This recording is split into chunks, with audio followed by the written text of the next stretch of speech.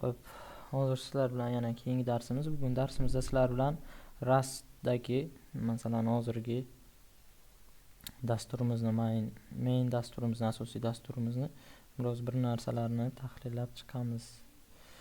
Xo'sh, nimalarni tahlillaymiz desa, umuman shu yerda nima borligini tahlillab chiqamiz. fn nima degani? Dasturlashda funksiya degan narsa bor. Agar buni noldan o'rganayotganlar bo'lsa, dasturlashda funksiya degan narsa bor. Funksiya nimaligini soddaroq tillardan o'rganib olsalaring yaxshiroq bo'ladi. Funksiya umuman qanaqangidir kodlarni jamlanmasi va uni chaqirgan qanaqangidir nimanidir bajaradigan kodlarning jamlanmasi. Uni chaqirganingizda uni o'sha funksiyalarni bajaradi. Faqat chaqirganingizda o'sha kodlar ishlaydi.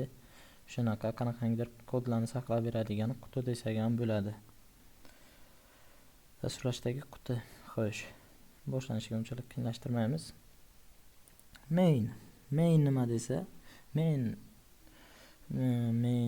mana shu yerda main nima o'zi main deydigan bo'lsa, main degan asos so'zdan olingan.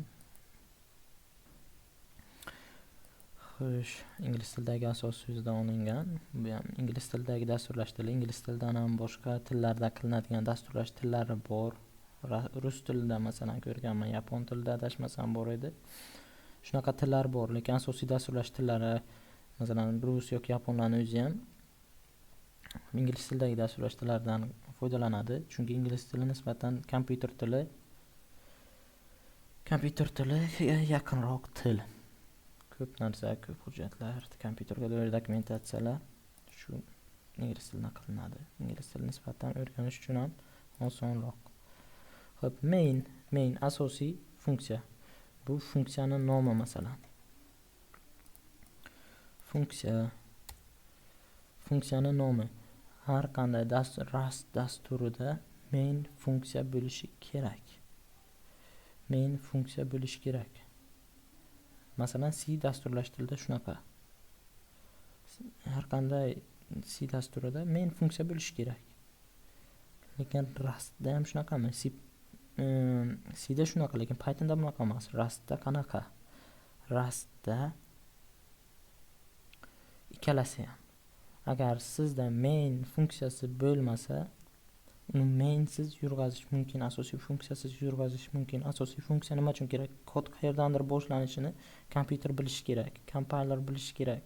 Shu mashina kodga o'girib beradigan dastur bilishi kerak. Shu asosiy kod qayerdan boshlanishini o'qishni, masalan, kitobni birinchi sahifasidan boshlasangiz, kompyuter ham bilishi kerak, men kodni qayerdan o'qishni boshlashim kerakligini. Va u qayerdan o'qishni boshlaydi? Main funksiyasidan o'qishni boshlaydi.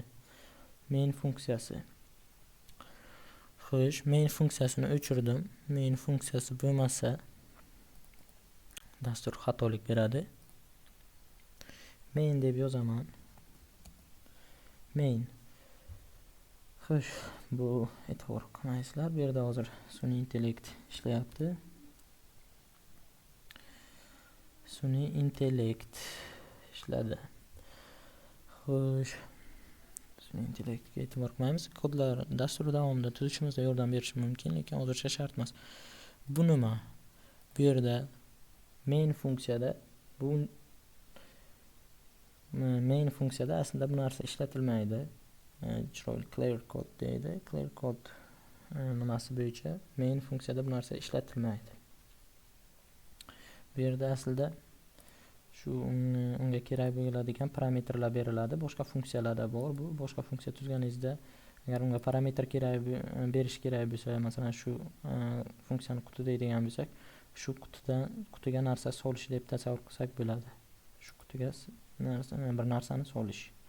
Endi bizda u informatsiya bo'ladi dasturlashda. Shu qanaqadir informatsiyani berib yuboramiz. Va bu qavslar, jingalak qavslar, curly brackets deydi, jingalak qavslar. Bular nima? Bular shu funksiyani boshlanish va oxiri qismi. Shu yerda main funksiya boshlandi deydi. Shu main funksiyani e'lon qildik, buni funksiyaligini bildirdik, nomini berdik. Aynan main deb boshqa nima ochib bo'lmaydi. Masalan, funksiya ikkita main bo'lishi mumkin emas.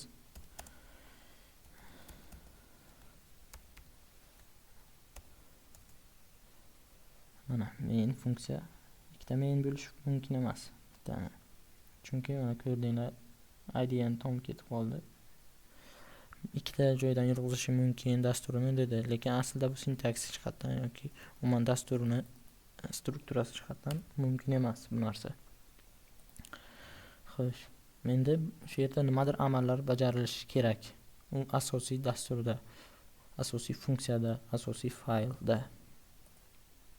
Asosiy faylning asosiy funksiyasi. Tushunarlimi?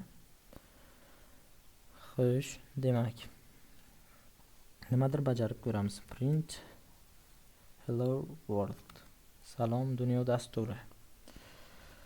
Xo'sh, hamma dasturlash tillarida bor. printf, Cda, print qaus bilan qaus keladi. Python 2 versiyalarida har xil. Shunaqa. Print hello world. Bu nima? Bu masalan funksiya dedik. Bu ham funksiyaga o'xshagan narsa aslida, lekin bu nima deydi? Makros deydi rost dasturlash tilida. Bu haqida ham gaplashib chiqamiz. Makros nima desa, oldindan yozib qo'yilgan soddaroq funksiya deb tushunsak bo'ladi. Oldindan yozib qo'yilgan soddaroq funksiya. Xo'sh, shunaqa yoziladi. Buni sintaksi shunaqa unduv belgisi bilan. Xo'sh, print ln hello world. Print ln masalan funksiya mana bu yerda mana aytdim. Qanaqadir qutiga narsa solamiz dedim-ku. Mana shu qausning ichida mana qaus bilan chaqirib shu qutiga solingan narsa mana shu hello world bo'lyapti. Shuni hozir yurg'izsak,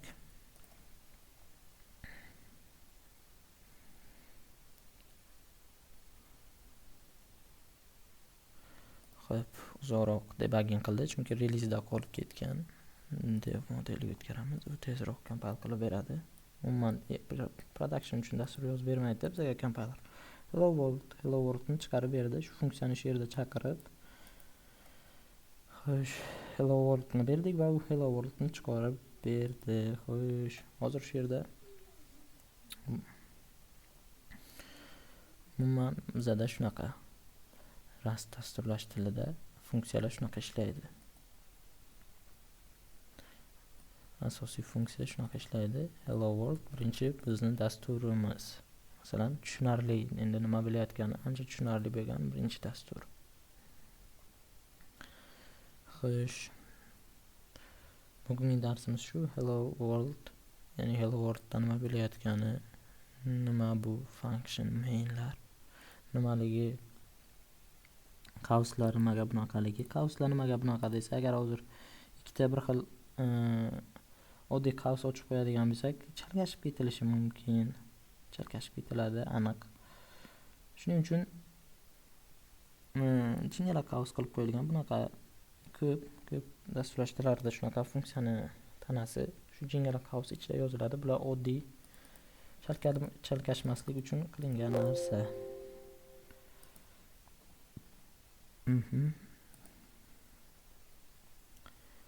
Xo'sh, hozirgi darsimiz shu. Hello world main function.